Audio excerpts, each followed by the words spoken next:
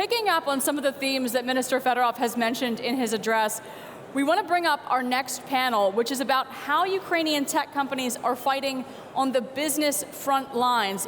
Please, can I introduce Sabrina Karoli? She's the head of Bitkom's Brussels office, and she is going to be moderating the next panel. Thank you, Sedler. You can go there. There, yes, and in the middle.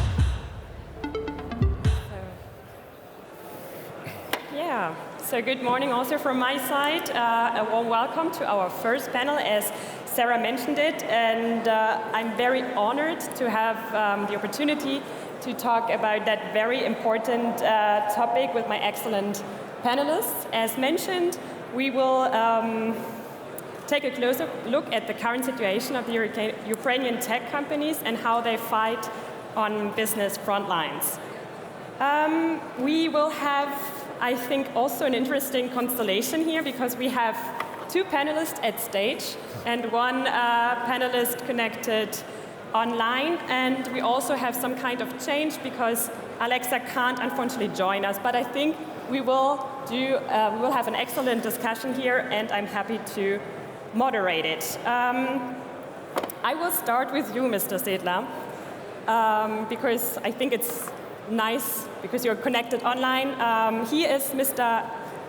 Vitaly Sedler is the president of IT Ukraine Association and the CEO and co-founder of at Intellias. I hope it's pronounced correctly. So he is actually a very good expert to have the association perspective on the current situation, but also the business perspective on it. So he can share really his hands-on experience on the situation. He has also a broad knowledge of the whole IT sector and the whole environment in Ukraine. Thank you for joining us, and a warm welcome to you. Next, I would like to start with you, Nazariy Zhovtanetskyy. Please apologize if it's not correctly pronounced. You are the CSO and a board member of NIX, a company that offers solutions in cloud and big data analytics, among others. You're very knowledgeable in this field and advises various corporate functions. So we're happy to hear more about the details of your business, and a warm welcome to you too. And last, it's my pleasure to also introduce Valeriy Bykanov. He was the founder and CEO of X1 Group, which was acquired in 2021 by Globaldev Group, where he is now a board member.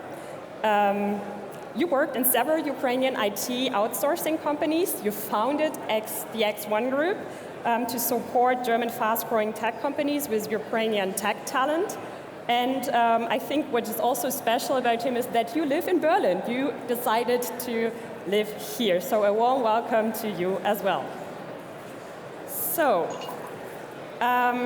against the background that we only have a limited amount of time, I'd say we just do a short round in which I would like to know a bit more about the current daily situation, and also to give maybe our audience a first-hand information about what is actually currently going on, what are the challenges you face, where do you might see even some opportunities. Here I would also start with Vitaly. So how has business life in Ukraine changed in the last month, and to what extent is it still possible to continue business, and what challenges you face? Yeah, thank you, Sabina. Indeed, there are many changes that happened in Ukraine over the last almost 4 months now, and of course these changes were significantly reflected in the business landscape of the country. And here we are coming from IT industry, and the IT industry is one of the industries that is that proved to be most resilient in our business landscape. And the reason for that is that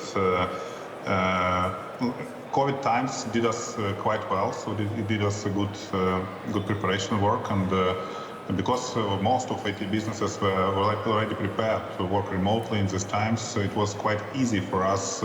Easy is maybe not a good word, but it was possible for us to very quickly regroup and basically relocate a big part of our people, of our colleagues, from unsafe zones, from zones where combats happen, to safer zones in Ukraine, or for some of our colleagues also to move them out of Ukraine to European countries.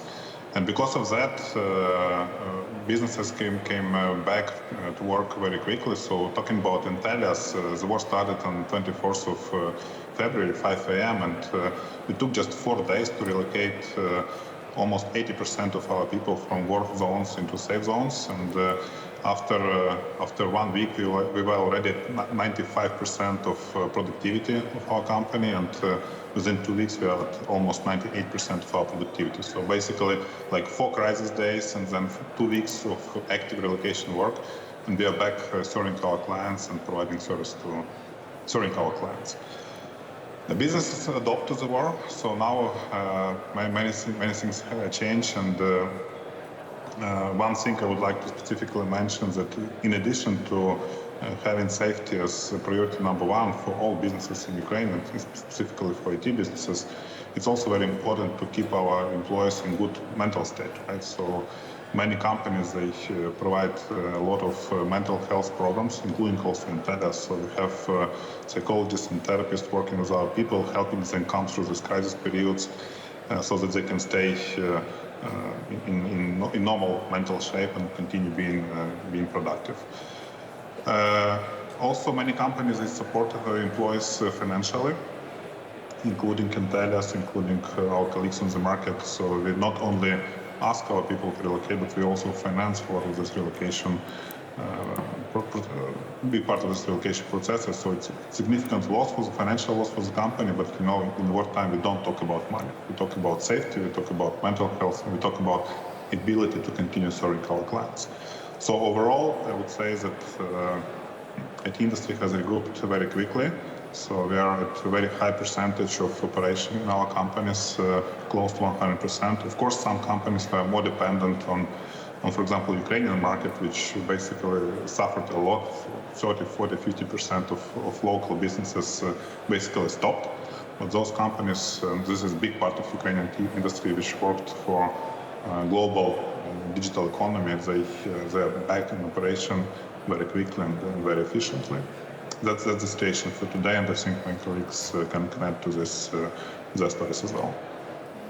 Thank you very much. I think that's quite impressive what you said, that business, that you could relocate the people so quickly and that business is still going on. I think that is a really good message here, and we're happy to hear that.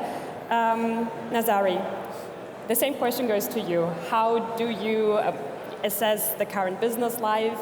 In your perspective, what are your biggest challenges you face at the moment? So I would say that currently we are operating in a normal way. To what extent you can call this normal? We did not believe that the war will start, although this topic was active in international press, but in Ukraine still hold belief that Putin will not make this stupid decision that he made. But anyway, on February 24th, we also, like Vitaly's company, we evacuated around 550 people from the territory that we assessed as not safe. And after 2 weeks passage, the service delivery level ended up at around 95%, which is good because it's higher than in normal times, because in normal times people go for vacations, they're ill, so the service was not interrupted, and we didn't lose any clients. Clients stayed with us.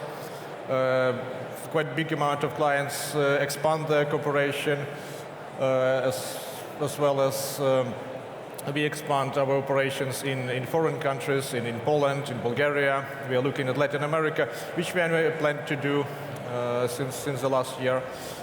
So we appreciate our clients' loyalty, but NX also delivers self-service as well. So it works good right now, I would say.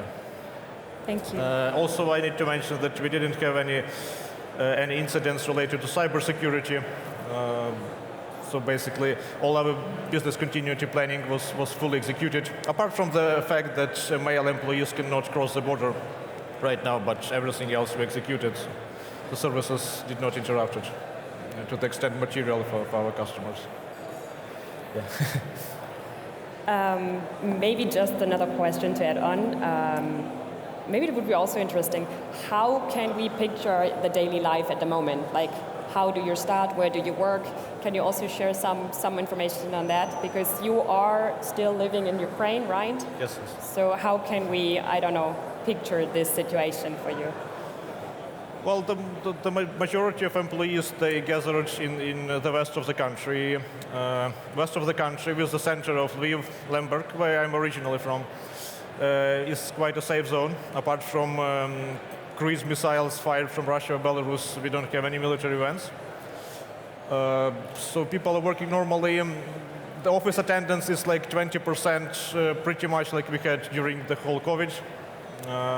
Thanks to COVID, we didn't have to adapt to that.